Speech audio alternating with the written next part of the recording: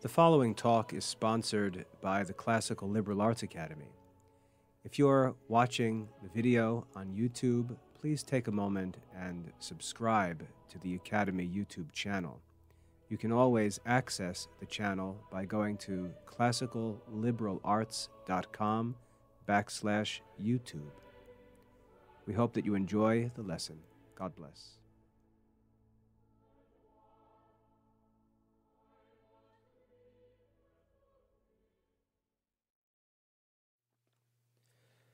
This is William Michael of the Classical Liberal Arts Academy, and in this talk I'd like to provide students with help in their first reading of Chapter 4 of Aristotle's Categories.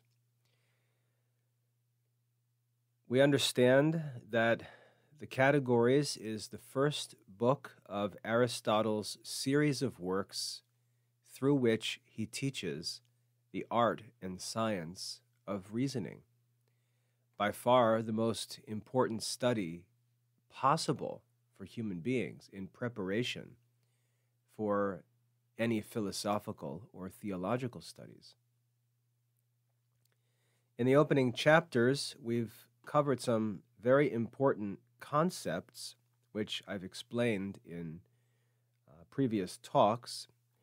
If you're picking this message up on YouTube and you haven't listened to the other talks, it might really be best for you to listen to those talks first and then come into this one, because I've already done quite a bit of explaining the concepts of the first few chapters, which are certainly important in understanding this fourth chapter in the Categories. We saw in Chapter 1 that Aristotle began by talking about the different relationships between names. Some names are homonymous. That means that two things may be associated with the same name. The name would be the same for them, but the meaning or the sense used when using the name would be different. So having the same name but a different meaning would make terms homonymous. Same name, different meaning or different sense. He taught that synonymous terms were terms that had both the same name and the name was used in the same sense. These are synonymous terms, and then paronymous terms were terms that have similar names, but they're not the same names. They're usually different cases of the same words or words derived from the same source, but they're not the same name. These are called paronymous names. And the reason why this is so important is because when we learn to construct arguments in reasoning, we're going to have to know that names are being used synonymously.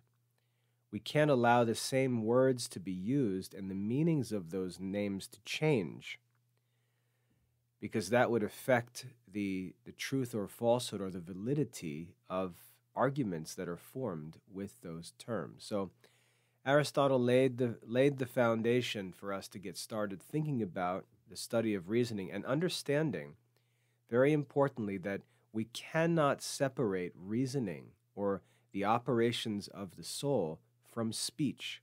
They go together. Speech and reasoning cannot be separated, just like the body and the soul cannot be separated, by man at least. So that's what we studied in the first chapter, the different relationships that exist between words and the importance of the use of synonymous terms. In Chapter 2, we learned, very importantly, we actually took some time to talk about the fact that Aristotle in the Categories is talking about ideas, things which are the subject of discourse, things that we talk about. And I explained how we speak, and the words that we speak are signs of ideas. And so the things which are the subject of discourse are ideas. So this work on the Categories is a study of ideas, and we talked about two different kinds of ideas. We could say simple and complex, or simple and compound ideas. Simple ideas are individual names or terms for ideas that stand alone in our minds. And as we're going to learn at the end of chapter 4 in this talk, simple terms cannot be said to be true or false. They have no truth or falsehood in them. And the second kind of ideas are connected ideas or compound ideas, where we join simple ideas together to form a more compound idea, a more complex idea. And when we do this, the things that we say as a result of this joining together of ideas can actually be true or false. And that's where reasoning really begins. So we learn two different kinds of ideas, simple and compound or complex or connected, whatever term you'd like to use for that. And then I explained how in the categories, the focus of the categories is on simple terms, ideas spoken without connection to any other ideas. That's the focus of the categories, and then connected ideas will be the subject of the second book in Aristotle's Organon, which is on interpretation. In chapter 2, most importantly, we learned that of ideas, of simple ideas, there are 4 different classes. And you should know these 4 different classes because this is going to be very important in chapter 4. But there are 4 different classes that Aristotle identifies, and there are basically 2 qualities, 2 characteristics of ideas that an idea either has or doesn't have, and that creates a possibility of 4 classes of ideas. The first class of things that Aristotle identifies are things that are predicated of a certain subject but are not in any subject. Then he also talked about things which are in a subject yet are not predicated of any subject. Then he talked about things which are both predicated of a subject and in a subject, and lastly, about things that are neither in a subject nor are predicated of a certain subject. So 4 classes of ideas, and if you don't know what I'm talking about there, go back and listen to the talk on chapter 2 because I got into it in pretty good detail. So that was chapter 2, and then in chapter 3, we learned what is really the golden rule of reasoning. It's the first sentence of chapter 3. I can't emphasize enough the importance of this sentence. When one thing is predicated of another, as of a subject, as many things as are asserted of that which is predicated, so many also may be asserted of that original subject. That's the golden rule of reasoning, and really, as I explained, all of the works that Aristotle is going to present on reasoning are simply meditations on the implications of that simple truth expressed in the first sentence of chapter 3. So we talked about how reasoning actually works, and then we talked about the relationships that exist between ideas that don't belong to the same genera. And again, that's a little too complicated to restate here. So if you're not sure what I'm talking about there, about things belonging to different genera or subaltern genera, go back and listen to that talk on chapter 3, where I get into that. And that brings us here to chapter 4, and what's most important about chapter 4 of the categories is that in chapter 4 we learn what the categories are. So chapter 4 of Aristotle's categories is where Aristotle's doctrine of the categories is really presented to us. We learn the names and some examples for each of the 10 categories. And so right off the bat, what's important is to realize that when we talk about the categories, we're talking about 10 different kinds of simple ideas. In other words, all of our simple ideas, all of the simple ideas that exist in our mind, disconnected, simple ideas, all of them can be sorted into categories, into 10 categories. And we're going to learn what those categories are here in Chapter 4, and we're going to learn some examples of each of the categories. Now, before I get into this, I just want to remind you of two things, and hopefully I'll remember both of them. The first thing I mentioned in the opening chapter, I think, might have been Chapter 2, is that we've got to make sure we're not coming into the study of the categories with the minds of modern scientists. In the categories, Aristotle is not attempting to organize all living things, plants and animals, or even non-living things like stones, into different classes. This is not a natural science class. If you want to learn Aristotle's teaching on the natural world, you're going to need to study natural philosophy, or Aristotle's physics.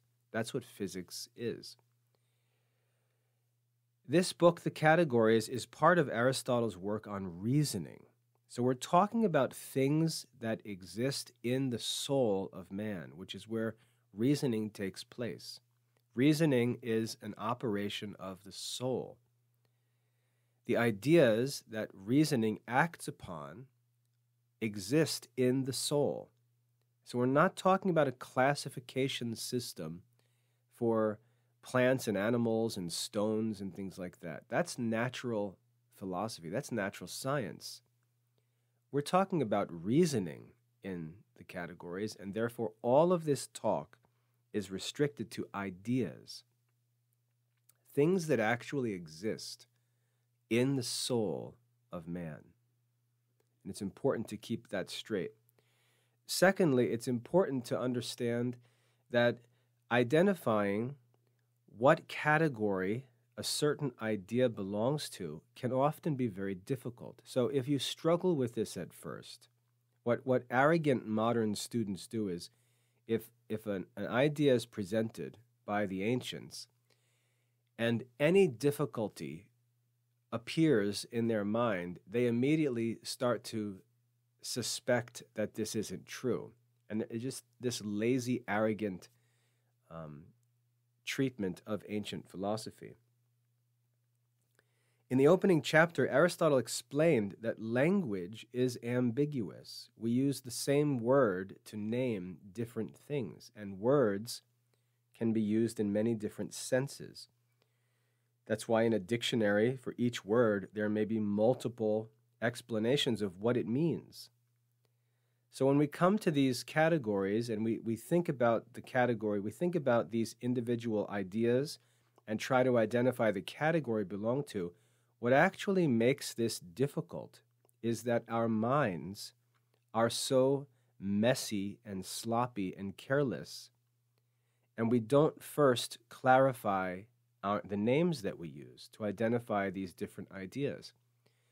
And we're going to see that if we don't clarify these ideas, then we're trying to classify things that we haven't even clarified yet. And we're jumping ahead of ourselves. So again, I just sort of stumbled into that clever little saying. We cannot classify an idea until we have clarified that idea. So when you start to run into difficulty, realize this is one of the fundamentals or challenges of philosophy, is clarifying these ideas so we understand exactly what it is that we're thinking about and talking about. And when we've clarified the idea, then we can classify the idea. Okay? So that's, I would argue, the reason why this can be tricky at first.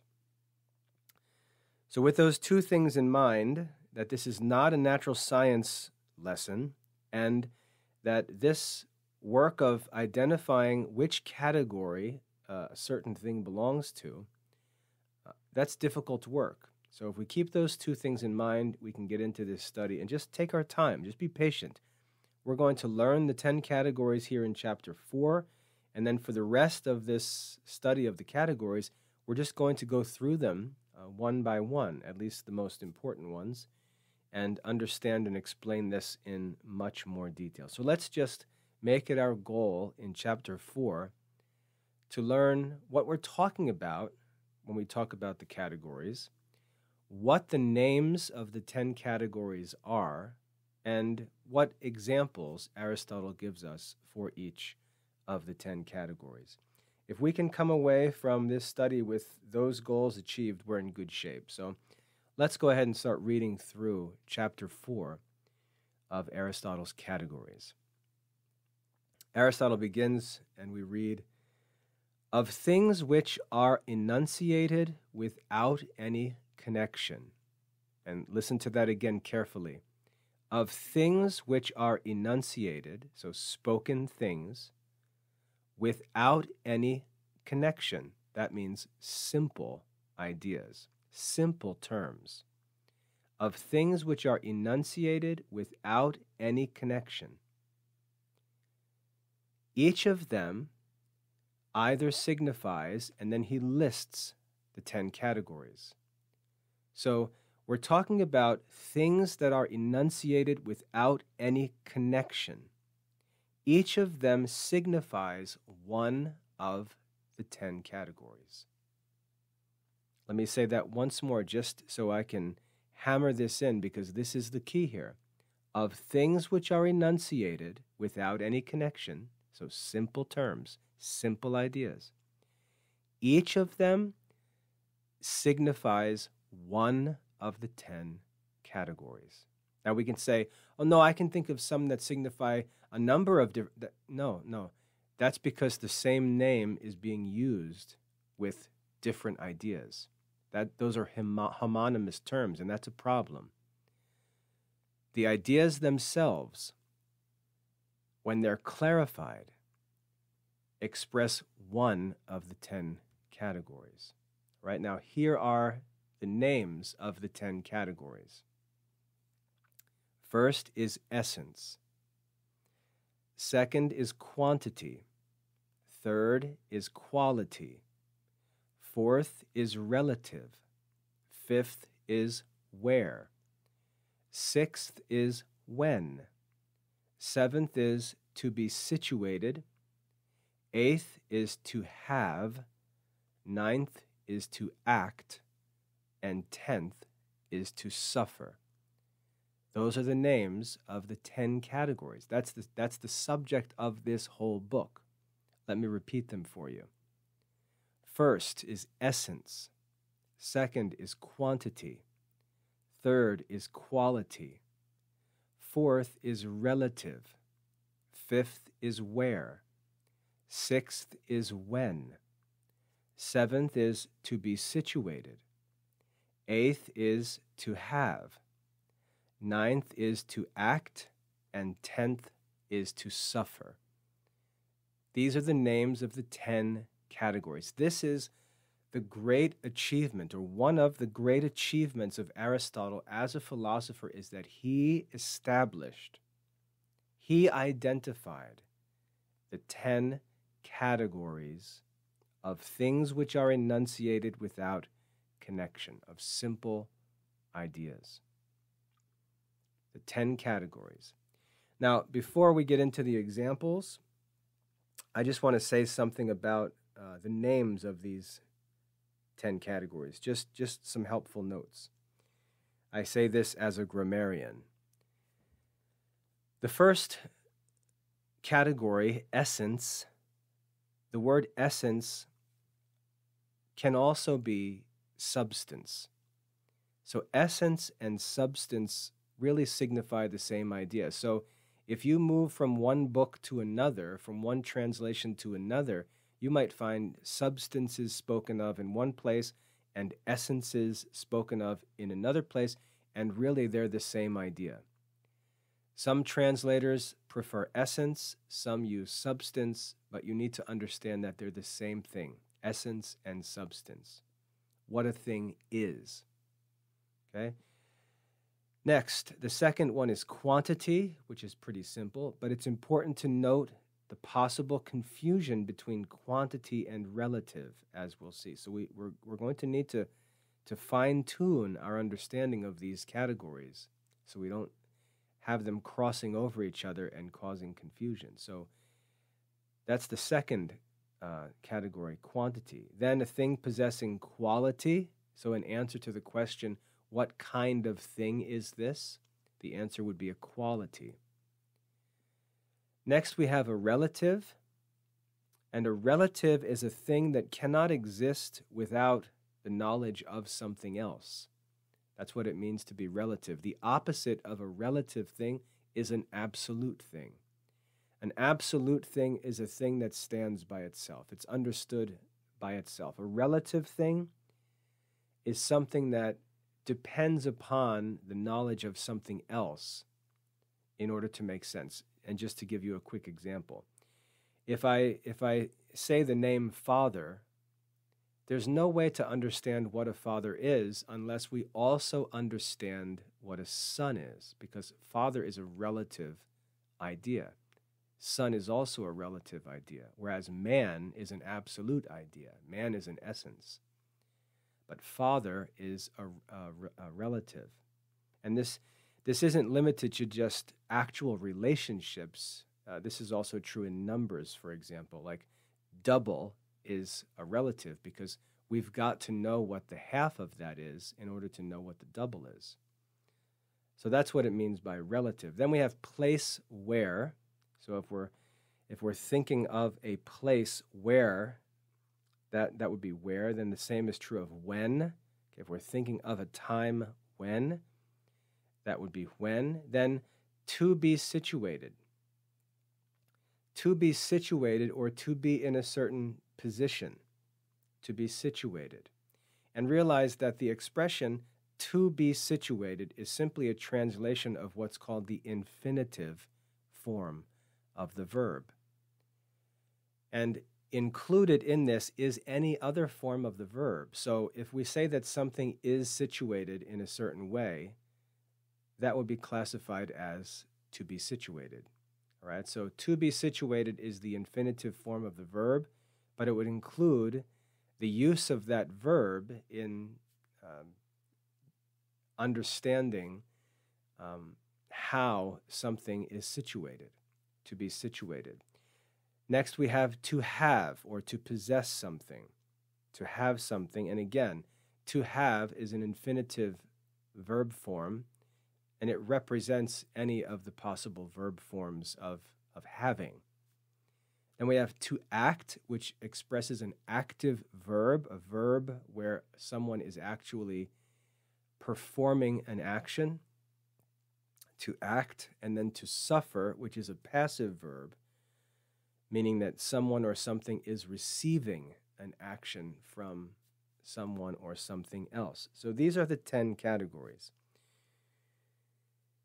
Now let's take a walk through the examples that Aristotle provides us with. Essence, he says, and again, he's not giving us descriptions or definitions or anything like that. We're going to get into that in chapters that follow.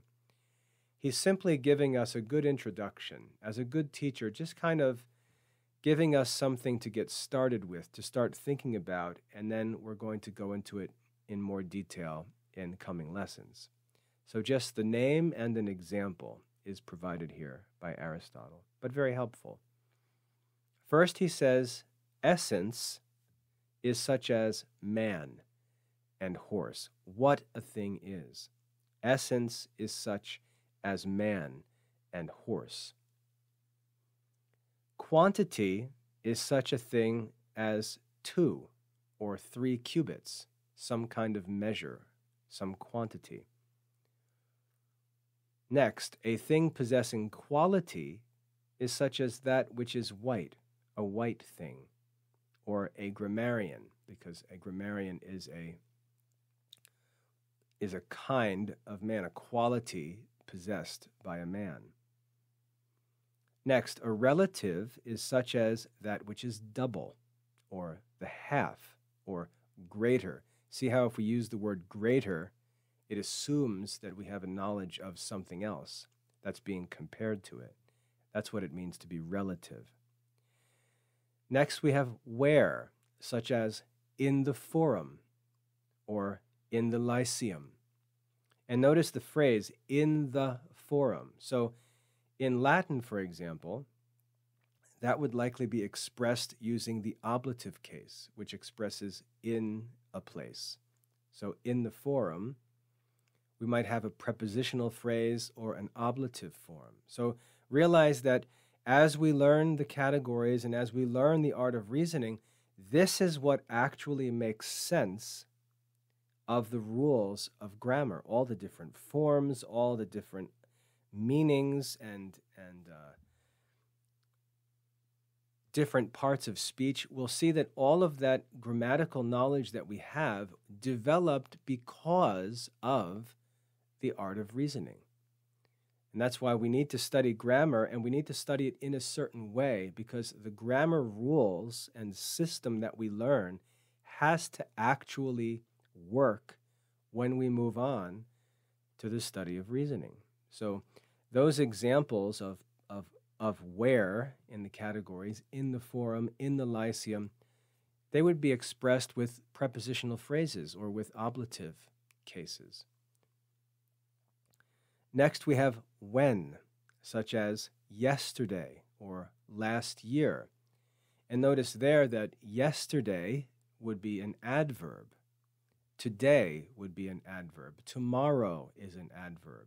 So again, you can start to see how these different categories relate to the different parts of speech, how the parts of speech are used to express these different ideas, which actually represent different categories of ideas in our souls. So this is what makes sense out of our grammar studies. Next, to be situated or to be in a certain position, such as he lies. And that doesn't mean he lies like he tells a lie. It means he lies down. He lies or he sits. A thing is in a certain position. Next, to have. To have is such as to be shod. That means to be wearing shoes. To have shoes, or to be armed, which means to have arms. So 2 examples of what it means to have. Then to act, such as to cut or to burn, an action, something that's actually being done to something else, or just done by itself. And then lastly, to suffer, which means to receive action, not to actually perform the action, but to receive the action. Examples of to suffer are to be cut. So not to cut, that would be active, that would be to act, but to be cut, that's passive, that's to suffer. Or to be burnt. To be burnt is passive. Someone else or something else is performing the act of burning, but the person who is burnt is receiving the action. So that's to suffer. To suffer means to receive an action. So these are the 10 categories and examples of each of the 10 categories. And as I've said before, sometimes when we try to describe things, we can make it more confusing, whereas Aristotle always gives us examples. And the examples help us to understand what he's talking about, because we can make the connection between the idea and the example that he's giving us. So the examples prove helpful to understanding things. And we should memorize the names of the 10 categories and one or more of the examples that's provided to keep things clear. So having looked at the names of the 10 categories and having looked at examples of the 10 categories, Aristotle goes on to say, each of the above-mentioned categories, considered by itself, is not enunciated in any affirmation or negation. So let's understand what this sentence means. Each of the above-mentioned categories, each of the different classes of simple things, simple ideas, is not enunciated by itself, is not enunciated in any affirmation or negation. An affirmation is a positive statement about something, like Socrates is a man, or all men are rational. Those would be affirmations. We say something positively about a subject. Negations are denials. So if I were to say something like, some men are not Roman, that would be an example of a negation. Or if I said, no men are irrational, that would be a negation. Simple terms, the ideas that are contained in these 10 categories, which we said are simple ideas, not connected. They can never be true or false. They never express affirmation or negation. When something expresses affirmation or expresses negation, it's making a judgment about a subject. And when it makes a judgment about a subject, it becomes true or false. The judgment is true or false. But in order for there to be truth or falsehood, there must be a judgment that's enunciated or spoken.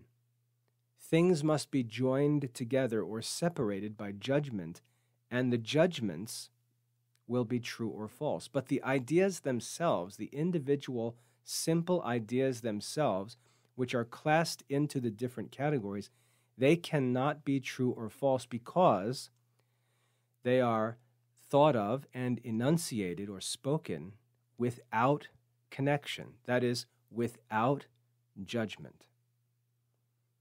So that's what he means when he says each of the above-mentioned categories, itself considered by itself, is not enunciated in any affirmation or negation.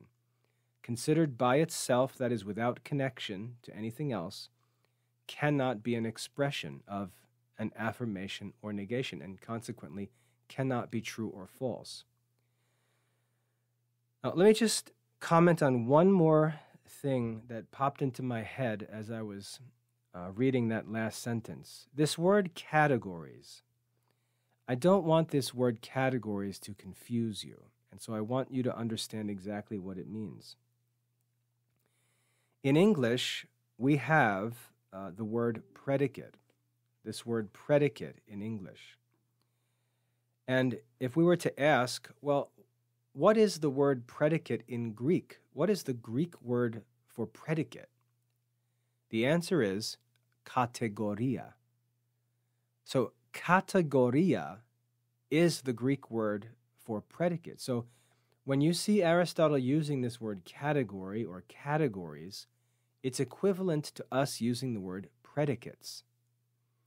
When you understand that, it becomes much simpler to understand what he's talking about. So when he said these are the 10 categories, what he's really saying is these are the 10 different kinds of predicates. And a predicate is something that can be, not something that is asserted, but something that can be asserted of a subject. So there are 10 different kinds of things which can be affirmed or denied of a subject. These 10 kinds of predicates can be just called the predicates or the categories. So don't let this word categories confuse you, all right? You can look that up in a Greek dictionary. It starts with the letter kappa. You can look up kategoria and you'll find the meaning in a Greek dictionary. And I encourage you to do that just for your own confidence, so you don't think I'm making things up. So each of the above-mentioned categories, itself considered by itself, is not enunciated in any affirmation or negation. But by the connection of these with each other, by the connection of these with each other, then affirmation or negation is produced. That is judgment. So what it means to judge things is to connect these different simple ideas, connecting these ideas in our mind and producing an affirmation or a negation. So, for example, if I have Socrates in my mind, the individual man, and I have the idea of man, I can say Socrates is man. And as soon as that comes out of my mouth, we can determine whether it's true or false. Our souls can actually feel that an enunciation or judgment has been made, and we begin to evaluate it, asking whether it's true or false. By the connection of these with each other, affirmation or negation is produced. For every affirmation or negation appears to be either true or false. Every affirmation or negation appears to be true or false. But things which are enunciated without any connection, no one is either true or false. Such as, for instance, man. Is man true or false? No. How about white? Is white true or false? No. Runs. Is runs true or false? No. There's no truth or falsehood because ideas spoken separately without connection cannot be true or false. Truth and falsehood arises when ideas are joined together in speech, because this is judgment. This produces truth or falsehood. So we're talking about simple, disconnected ideas spoken in isolation. Simple ideas. There is no truth or falsehood in these ideas. We learned the 10 different possible categories or classes of predicates, things that can be joined to other things in the mind. We learned the names of the 10 categories, and we learned examples of each of the 10 categories. And then we learned that none of these things can be true or false because no affirmation or negation is made when things are spoken by themselves. But when they're joined together and form propositions or judgments, then truth or falsehood appears. And again, we're going to study affirmation and negation. We're going to study judgment and propositions on interpretation. But now we're studying the categories, just the science of the simple ideas by themselves, spoken by themselves without connection. So make sure that that's clear as you study. That's all for the content of Chapter 4. I think because we've been careful to lay the groundwork as we've read through Chapters 1 through 3, Chapter 4 isn't too difficult. Make sure after reading this that you memorize the name of each of the 10 categories and that you memorize the examples of each of the 10 categories. And in the next lesson, Chapter 5, we dig into the first of the categories, which is essence. So I hope that that's helpful. If you've got any questions about anything in this lesson, or even if going through this lesson causes you to think of some other topics, maybe related topics or questions that you think are interesting, I would love to hear them. I'd love to talk about them. I'd love to know what you're thinking about as you go through these studies. So the proper place to share those questions or thoughts is not by email, because I'm not going to be able to respond to emails. But if you post them on the student forum, on the course page, not the student social forum, where kids are just allowed to get on there and chat with each other, but I'm talking about the student forum on the Classical Reasoning 1 course page. If you share your thoughts and questions there, I'll be able to reply to them because it helps other students as well and is a prudent use of my own time. So if there's anything you'd like to share or talk about, just post your questions or comments on the student forum on the course page in the Study Center. I hope that's helpful. God bless your studies.